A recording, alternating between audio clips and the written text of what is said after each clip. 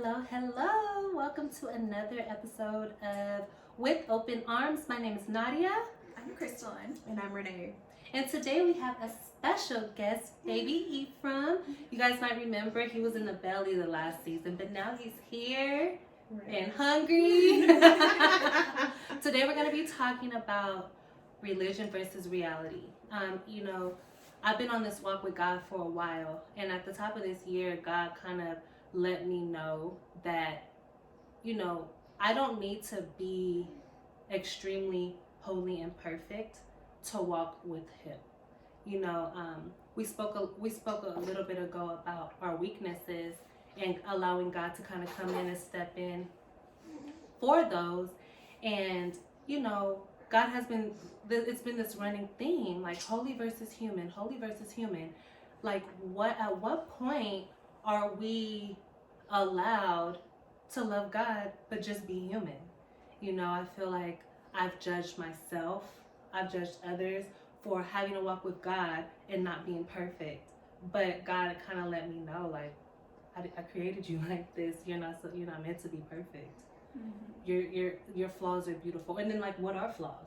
Right. Like, what is that? So-called flaws, so-called perfection is all individual to each person, because God made us unique and beautiful in His own image. Mm-hmm. And so when you go to seeking perfection by whose standards? Perfection, or doing the right thing according to who? Mm-hmm. Because we're all different. And we all bear different crosses in life. We all are struggling with different things. Mm-hmm. We all have different narratives in our families, fighting addictions and sicknesses and things like that. So, to strive or deem something as perfect or unperfect is not a individual walk. It doesn't require an individual walk with God. And I feel like that's ultimately what He wants. Right. Rather than for everybody to look exactly the same, and this is perfection. It's like, because then we're all Stepford wives, right? You know what I mean? Like, we're all in this weird robotic reality, right? So, yeah, I mean, I'm just kind of learning that it's okay to walk with God, know God, love God, speak about God, share who God is with people, but also have my own things that I'm still working towards. We try to hide it, and you can't heal what you won't reveal. You know what I'm saying? And so for me, just being able to know that I'm human and not feel condemned about my fleshly desires or the things that religion will teach you makes you a bad person. It's like, no, God's not here to condemn us. Now, we might get convictions for things, but that just means that the Holy Spirit is in you when you become convicted. Right. Very true, very true. I think, like, we forget too that the first commandment is to love your God. Love your God, right? And so in the midst of trying to find love for yourself, it's like for somebody to come up to you or to judge you by something that you're doing. It's like, there's something like there has to be something within you that's not okay. Right. Like, if I'm not loving you and I'm not loving you, then I'm not really loving myself. Yeah. Period. There's no debating this at all. There's something for me to go within, for me to search. But it's like, if God commanded, the first commandment is to love. So if anything, when we see others going through certain things, instead of judging them, right? If they're not inflicting your life and they're not paying your bills or whatever, imposing on your life, they're not the head of your life, right? Then we're supposed to love each other where we are, period. You know what I mean? The same way that God loves us, right? Right. And loves everybody. Right. And sometimes, love looks differently. Like, I'm going to love you at a distance. Sometimes I'm going to love you up close. And we're right next to each other and we're walking together. Or I'm going to, like, it's just open. It's free flowing. It's vibe. It's ebb and flow. And so love has many different looks, but the essence is to love. And I think that it's important. I think it's important to rest in love And because the world is at odds because of religion. People have such deep-rooted dislike for themselves and others because of religion, because of, you know, things that they were taught and told. And God truly loves you, flaws and all. You know what I mean? Like there's no reason to dislike yourself, or like ask God for guidance and direction on the things that you feel you want to change about yourself. But don't sit and wallow in like despair because you're imperfect, because you made a mistake, or because you cursed a little bit this day, or you smoked a little bit that day, you got wasted this day. Okay, you're human. You know, we all partake in libations from time to time. We all say bad things, have negative thoughts, you know, and I was in a real deep walk with God these past couple of years, and I was heavy into the religion of it. I was heavy into like looking a certain way, and I realized that I was so heaven bound that I was really no earthly good. The people that I was trying to reach out to, they couldn't really relate to me because I was coming off as perfect to religious, and it's like, and that's not even really me. Yeah. That's not even really me. I'm not a perfect religious person. I am an imperfect spiritual being who loves me some God. That's right. Period. And I love my sisters, and I love my brothers, and I love people, you know, and that's a great thing. Yeah. That's a great place to be. Right. You know? Right.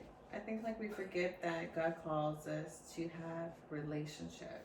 Yeah. That's what this is all about. All throughout the Bible, like if we're looking at the Bible through the right scope, we see Jesus having relationship with people. Yes. So many different stories of Jesus having relationship with people, in relationship with people all around him, all kinds of people, deem them good or bad, or, you know, the highs of the high, the low, whatever, however you want to view it.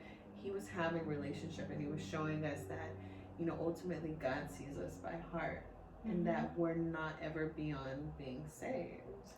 Period. And it was mostly relationships with the people that the world might have looked at differently, like you're not good enough, or this person is sick, so like let's put them aside, or we're not going to associate with them. It was always the people that the world didn't want to associate with, and he came and met them and was like, I'm here to tell you, like, you're good enough, like no matter what you've done, no matter what you're doing right now, I'm here for you. Yes, true. God really, I mean, Jesus, really did chill with the prostitutes and the people that were, you know, considered less than in society.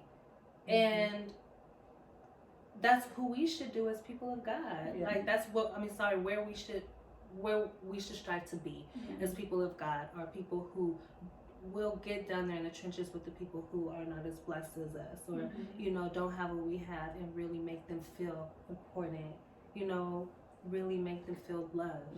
That's our duty. Yeah, it goes back to like what we were talking about in a previous episode about God's not concerned with the people who think that they have it all together. There's no space for God in somebody who thinks, no, I got it. Well, God's like, okay, well, if you got it, then good. You got it. Cool. Got it, get it. Yeah, right. But when you come to a place where you're like, this isn't working, I'm not happy, then it leaves room for God. So yes, he met the prostitutes, you know, the thieves, the, you know what I'm saying, the robbers, the taxmen, right? The tax collectors. And, you know, Jesus was showing like, hey, like, I'm gonna go and talk to these people because there's a need here. You know, we have to love ourselves, period. It all, like, it's just this 360 degree, you know, showing of how it's just all about loving yourself, period. Yeah. You know, he didn't come here just to do a bunch of miracles, and, you know, even though he had the power to do any of the things that people asked him to do or tried to get him to do, like, he didn't come here for that. Like you're saying, he came for relationship and to meet people and be with people and love on people, to give all of us an example of what we should be like, right? Exactly. And that's one thing I love about the story of Jesus and who Jesus was. You know, Renee, you say this all the time, like Jesus said, like, you will do greater works than me. And truth be told, like, regardless of the mistakes we've made, the things that we've done in the past, we're human. God made us human. Like, he knew the mistakes we would make before we made them. Yeah. So to be condemned about them, it's like, no, like, God saw that. God saw that storm. God saw that mistake. Right. And then God is the Redeemer as well. That's right. You know what I mean? So be okay with imperfection and the reality, being human. It's great to be holy. It's great to, you know, if you want to be religious, if that's what you choose to subscribe to a religion, great. But it's all about relationship. Yeah. You know. Yeah. In this physical form, and then because we're truly just spiritual. Yeah.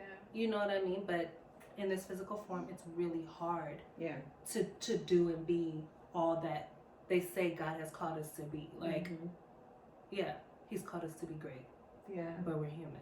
Yeah. And you know what I've come to understand, like, for myself, because I will say that, you know, coming out of Christianity for me, because I won't say ever go on my life, like in my life saying that I am a Christian per se, but I am a follower of Christ because I love his words and his teachings, right? I just would say that, I don't know, like, it's just about a way of life. Like, I suffered from judging people or feeling like I'm living my life so perfectly. I can judge you. Yeah. Oh, you need to get it together. And I'm still coming out of it. Like, it's not perfected. Yeah. But, you know, when I had noticed that I was carrying it into my marriage and, like, judging, like, my husband, which is okay to judge, but it's like, how are you doing that, though? Because when you are interacting, having a relationship with people, and somebody's, like, coming to you with vulnerable information, and instead of being there for them in that moment and being empathetic and loving on them, and if you're coming and you're taking that vulnerable moment that they're having, you're beating down on somebody instead with, like, judgment, that's not cool. It's hard. That's really hard, right? There's been lessons learned, girl. It's like, here's my gash, here's my open wound, and then you're like, salt.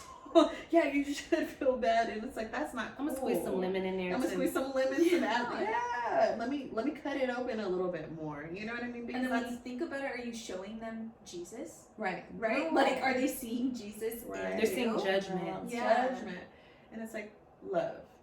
Just love on a person. Listen to a person. Reserve your judgment and walk with somebody. Get to know them before you just condemn somebody. Yeah. Be there for them. Like, God would love that. Above all things, that's how he loves on us. Yeah. Like, he doesn't expect, oh, you're imperfect, I'm not going to listen to your prayers anymore. You know what I mean? Like, I'm not going to help you. Like, because you didn't do it perfectly. No, you don't get any more chances. He's like, no, like, it's okay. It's okay, son. It's okay, daughter. And I still love you anyway. But I see your heart, though. Like, I see that you were trying.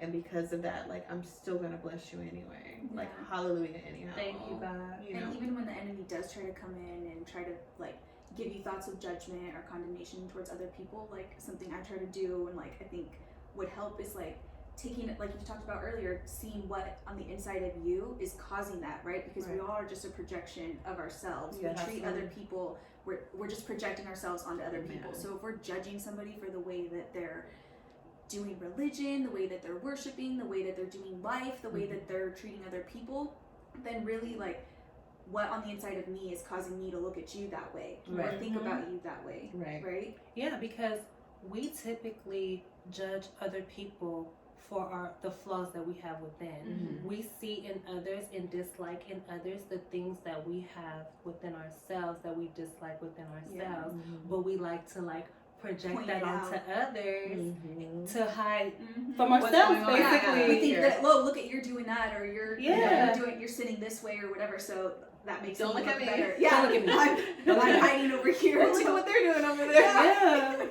Oh my, and you know, like, oh my God, they eat so much. They do. Oh my God. They want to eat. Yeah. How you? But knowing. You hungry? You hungry? Are you hungry? You know you want more food. You hungry? Oh, she thinks she's all that. Look at, she gotta wear this and that and that and that. But you want that. But you just. You know you were on that website looking at You that. wish you had it. You have that. Like, and just know that. Yeah, and recognize it. It's okay. Like, it's okay. Right, we're all imperfect. Tell it on yourself. telling on yourself to yourself. But when you're aware, when you realize, you know what I mean? Like, I feel like it just allows us to understand and go to God about it. Like, okay, God, like, because I do that. If I find myself being jealous or if I find myself being judgmental, I'm like, God, I don't like it. I don't like it. Take whatever, like, help me be happy for that person. Help me not to judge that person. Right. Because I don't like being envious. Like, I really truly enjoy being happy for people. Yeah. You know what I'm saying? But the reality is that's a natural emotion. It's hard when you see people elevating in something or doing something. You know, it's a natural human instinct to feel a little bit of envy. You know what I mean? But thank God. And when I say that, I mean when you see people doing the things like forging ahead in the things that you want to do, it's natural to feel that unless you're evolved.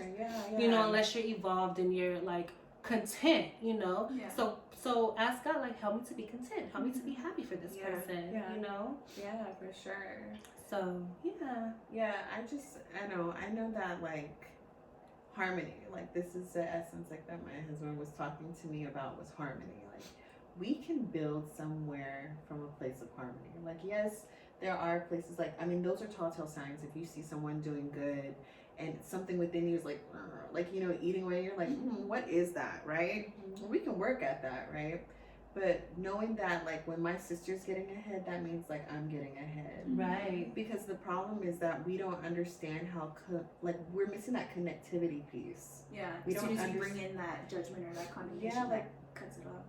We need to be building. We should be focused, like, kingdom building, period. It's kingdom building. Like, we're children of God. And when we understand that, when Crystalyn's succeeding, when Nadia's succeeding, that means I'm succeeding too, because we're all on the same page and we're building towards something together. Like, there's no way that I would ever cut off my hand or my foot and then say that I'm gonna be happy. Like, you know what I mean? Like, oh no, I'm in pain. So it's just, we can build from a solid place of harmony, realizing, like, hey, we need each other.